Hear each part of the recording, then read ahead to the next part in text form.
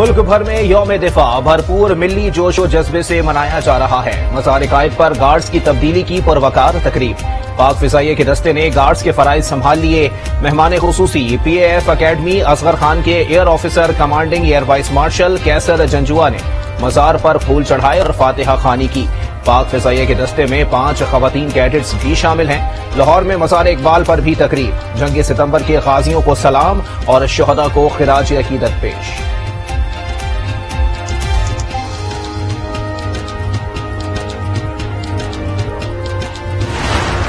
वतन के सजीले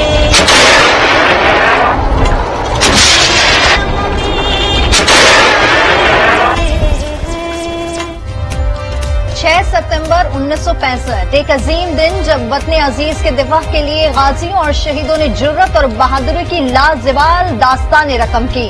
अफवाज पाकिस्तान ने अपनी जानों का नजराना पेश करके न सिर्फ दुश्मन के दांत खट्टे किए बल्कि पाक धरती पर कब्जे का भारतीय ख्वाब भी चकनाचूर कर दिया। आज पूरी कौम उन शहीदों को सलाम पेश करती है। आज से 57 साल पहले जो दुश्मन ने मकारी की थी, पाकिस्तान की अफवाज ने दुश्मन के तमाम नापाक अज़ाइम खाक में मिला दी। 57 साल कबल शुहदा और गाजियों ने दुश्मन को पसपा किया। दुश्मन के तमाम नापाक अज़ाइम खाक में मिला दिए। पूरी कौम शुहदा और गाजियों को सलाम पेश करती है। वजीर आजम शहबाज शरीफ का शकरपड़िया में यौम दिफा की तकरीब से खिताब। वजीर आजम ने यादगार शुहदा पर फूल चढ़ाए। पाक फौज के बहादुर सपूतों को खिराज अकीदत पेश किया।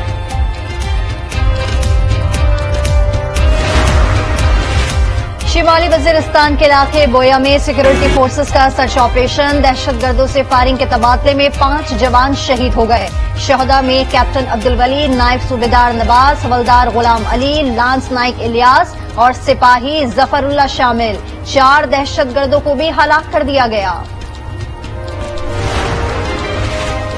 6 सितंबर पाक अफवाज के गैर मुतज़लज़ल अज़म की अलामत है। आर्मी चीफ का यौम दिफा पर शुहदा को खिराज अकीदत पेश। आर्मी चीफ ने कहा कि मुल्क की दिफा के लिए पाकिस्तानी कौम मुसल्लह अफवाज के साथ खड़ी है। शुहदा की बेमिसाल कुर्बानियों की बदौलत ही हमारा परचम सरबलंद है। सरबराह पाक बहरिया ने कहा कि अहदे हाजिर के चैलेंजेस से निमटने के लिए हम वक्त तैयार। जंग सितंबर का जब भी जिक्र होता है मुआरका बाटापुर को बड़े फख्र से याद किया जाता है। ये मुआरका 3rd बलोच रेजिमेंट के उन शहदा की याद दिलाता है जिन्होंने जानों का नजराना देकर भारतीय कमांडर का लाहौर में नाश्ता करने का ख्वाब चकनाचूर किया। हमारे जवानों ने अपनी जानें देकर ये पुल को तोड़ा था तो उनको आगे नहीं आने दिया। यहाँ पे गुमसान की जंग हुई, इधर से भी टैंक आ गए, उधर से भी टैंक आ गए। फिर हमारे जो जवान थे उन्होंने अपनी जानों की कुर्बानी दी। वजीर इत्तलात सिंध शर्जील इनाम मेमन का कहना है कि कौम अपने शुहदा और गाजियों को सलाम पेश करती है।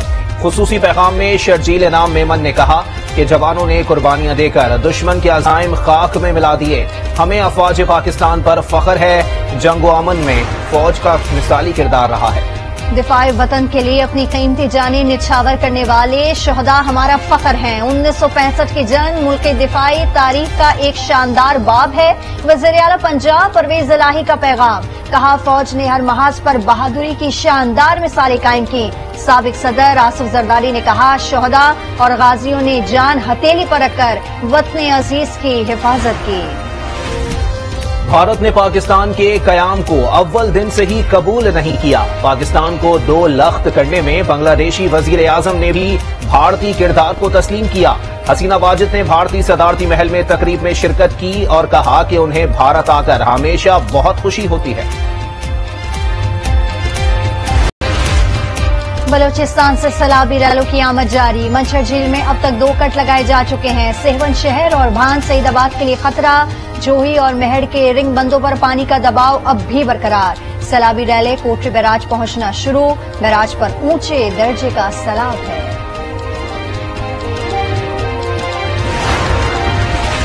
मुल्क में सैलाब से बड़े पैमाने पर तबाही हुई है। लग रहा है कि सिंध में हर तरफ समंदर फैला हुआ है। सैकड़ों बच्चों समेत हजारों अफराद लुकमा अजल बन चुके हैं। वजीर आजम शहबाज शरीफ की काबीना इजलास में गुफ्तगू। बोले सिंध में लाखों एकड़ फसलें तबाह हो चुकी हैं। सिंध के बाद बलोचिस्तान सबसे ज्यादा मुतासिर हुआ है। पाकिस्तान को तारीख के बदतरीन चैलेंज का सामना है। दरियाए सिंध में पानी के मुसलसल इजाफे के बाद खतरनाक सूरत हाल। ठट्टा के सैकड़ों गांव सफाई हस्ती से मिट गए। लोग नकल मकानी करने लगे। मुतासरीन हुकूमती इमदाद के मुंतजिर। दीरबाला में सैलाब के बाद आबादकारी होने लगी। वादी कमराट और अशेरी दरा सड़क को आर्जी तौर पर खोल दिया गया। इंटरबैंक में डॉलर की कीमत में 14 पैसे का इजाफा। इंटरबैंक में डॉलर का लेन देन 220 रुपए में जारी। ममनुआ फंडिंग केस में तहरीक इंसाफ ने इलेक्शन कमीशन में आज भी जवाब जमा न कराया। इलेक्शन कमीशन ने तहरीक इंसाफ को आखिरी मौका दे दिया। चीफ इलेक्शन कमिश्नर पीटीआई के वकील से कहने लगे कि इस केस को भी 8 साल चलाना चाहते हैं। एफआईए का असद कैसर को 5वां नोटिस जारी।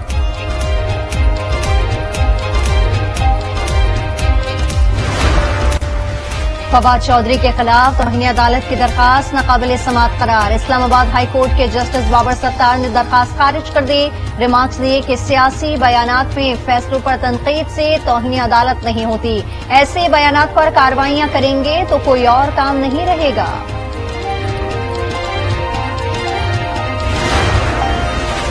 इमरान खान के मुतनाज़ा बयान पर इस्लामाबाद हाई कोर्ट का इजहार बरहमी। रिमार्क्स दिए कि कौन मुहिब्बे वतन है और कौन नहीं, ये कहने का हक किसी को नहीं। अदालत ने इमरान खान की बराह रास्त तकरीर पर पाबंदी के खिलाफ दरखास्त पैमरा के अदालती ऑर्डर से इत्तेफाक करने पर निपटा दी।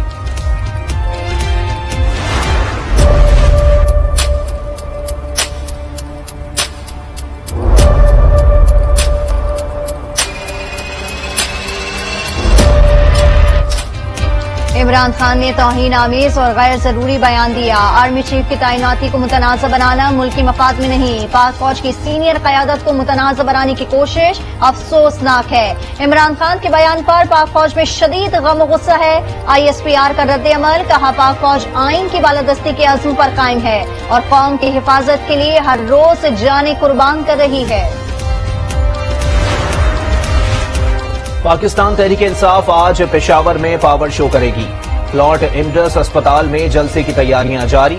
रिंग रोड पीटीआई के परचमों से सजा दिया गया। चेयरमैन पीटीआई इमरान खान जलसे से खिताब करेंगे।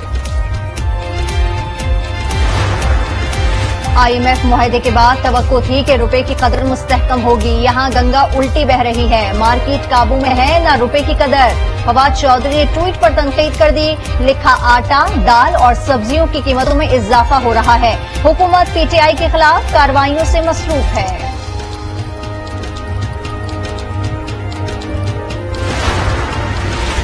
नेपरा ने सहमाही एडजस्टमेंट की मद में बिजली की कीमत में मजीद 3 रुपए 39 पैसे फी यूनिट इजाफे की मंजूरी दे दी। सार्फिन पर 94 अरब 40 करोड़ रुपए का बोझ पड़ेगा। दरखास्त अप्रैल ता जून की सहमाही एडजस्टमेंट के तहत की गई।